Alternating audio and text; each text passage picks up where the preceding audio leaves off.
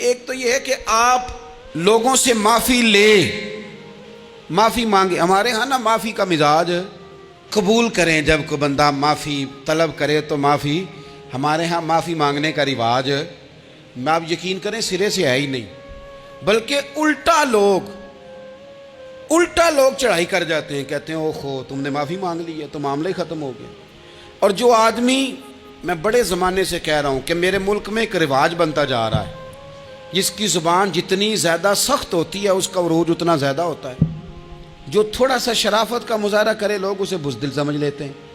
عزیز بھائیوں، اپنی زندگی میں معافی مانگنے کا مزاج بنائیں. آپ طلب کریں کہ یار مجھ سے غلطی ہو گئی، میں انسان ہوں. آپ یقین کریں ڈھیر سارے لوگ ہیں جن کے ذمہ ڈھیروں معافیاں ہیں، لیکن ان کا مزاج نہیں، ان کی طبیعت نہیں، ان کا تکبر آڑے آ گیا ہے. اور میرے نبی پاک صلی اللہ تعالیٰ علیہ وآلہ وسلم نے فرمایا تھا یہیں بدلہ دے دو کسی کا دینا ہے تو یہیں معافی لے لو، یہیں. ورنہ فرمایا یاد رکھنا قیامت کے دن تو اس طرح ہوگا کہ اگر سینگ والی بکری نے بغیر سینگ والی بکری کو مارا ہوگا اسے بھی قیامت میں بدلہ دینا پڑے گا. یہی معافی تلافی لے لو، یہی.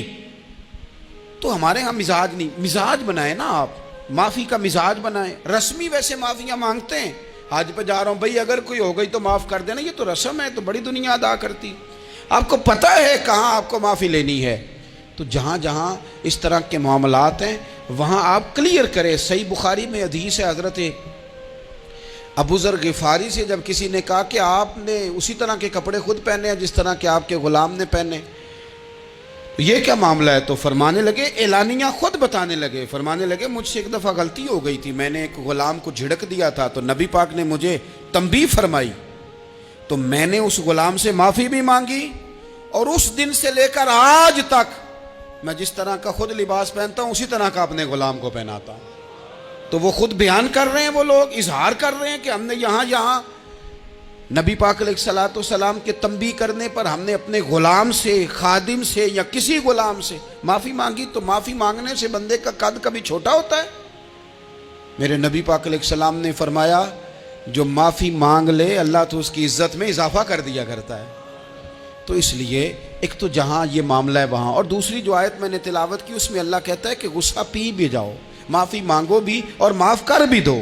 والکاظمین الغیظ والعافین عن الناس، فرمایا وہ لوگ جو غصہ پی جاتے ہیں اور لوگوں سے درگزر کرتے ہیں، لوگوں سے درگزر کرتے ہیں. واللہ یحب المحسنین، اللہ ان احسان کرنے والوں سے محبت فرماتا ہے، ان سے اللہ پیار کرتا ہے. تو رب فرماتا ہے جو غصہ پی جاتے ہیں والعافین عن الناس، اور لوگوں سے درگزر کرتے ہیں. ایک تو معافی مانگے اور دوسرا معاف کر بھی دیں. اگر دل میں کوئی بات ہو تو معاف، ہر روز لوگوں کو معاف کر کے سویا کریں. پہلے تو اس طرح کا کوئی کام ہی نہ کریں. ایک شخص نے جملہ کہا تھا، لکھا تھا، کمال لکھا تھا، اس نے کہا تھا کبھی ایسا کوئی کام نہ کرنا کہ کوئی تمہاری وجہ سے جا کے رب کے سامنے رونا شروع کر دے. ایسا کوئی کام نہ کرنا کہ کوئی بندہ تمہاری شکایتیں اللہ رسول کو لگائے. اس طرح کا کبھی کام نہ کرنا کہ وہ تڑپ اٹھے اور کہے اب تمہارا شکوہ میں نے وہیں کرنا ہے. کچھ لوگوں کی شکایتیں کرنی پڑتی ہیں، اللہ رسول کی بارگاہ میں بھی، اپنے مشائخ کی بارگاہ میں کر دیتے ہیں. بعض اوقات انسان وہ بے بسی کے عالم میں کرے یا بہت زیادہ تکلیف اسے سہنی پڑے تو تب کرے، ہو جاتا ہے. تو ایک تو ایسا کریں نا، اور کوشش کریں لوگوں کو معاف کر دیں، اپنے دل سے چیزیں نکال دیں. دو لوگ بیٹھے تھے نا حرم مکہ میں، ایک صاحب کہہ رہے تھے کہ میرے اوپر وہ بدر میں جو قتل ہو گئے کفار ان کا ذکر چل رہا تھا، تو دونوں گفتگو کر رہے تھے بدر میں ہمارے اتنے لوگ مسلمانوں نے مار دیے. تو ایک ان میں کہنے لگے کہ اگر میرے اوپر قرض نہ ہوتا اور میرے چھوٹے چھوٹے بچے نہ ہوتے تو میں تو تلوار لے کے جاتا اور مدینہ شریف جا کے معاذ اللہ بدلہ لے آتا. دوسرا کہنے لگا میں دیتا ہوں نا تیرے بچوں کا خرچہ بھی اور میں تیرا قرضہ بھی اتارتا ہوں، تو جا. اس نے کہا پکی بات ہے؟ کہا ہاں، قرضہ بھی میں اتار دوں گا، تیرے بچوں کا خرچ بھی اٹھاؤں گا، تو جا. اس نے خنجر تیار کیا، تلوار تیار کی، گھوڑے پہ بیٹھا، گلے میں وہ تلوار اس نے اپنے ڈالی اور مدینہ شریف آ گیا. اتفاق کی بات یہ کہ ملاقات حضرت عمر سے ہوئی. جناب عمر کہنے لگے مجھے تیری نیت ٹھیک نہیں لگتی.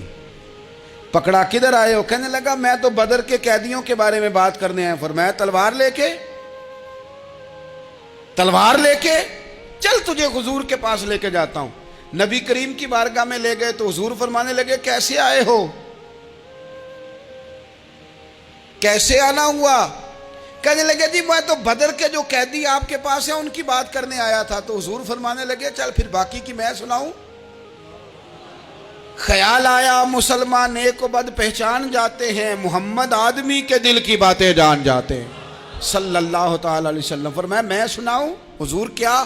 فرمایا تم اور فلاں بن فلاں وہاں بیٹھے ہوئے تھے نا حرم مکہ میں فلاں پہاڑ کے ساتھ ٹیک لگا کے, اور تم نے یہ کہا تھا نا کہ قرضہ نہ ہوتا, بچے چھوٹے نہ ہوتے تو بدر کے مقتولین کا میں بدلہ لیتا.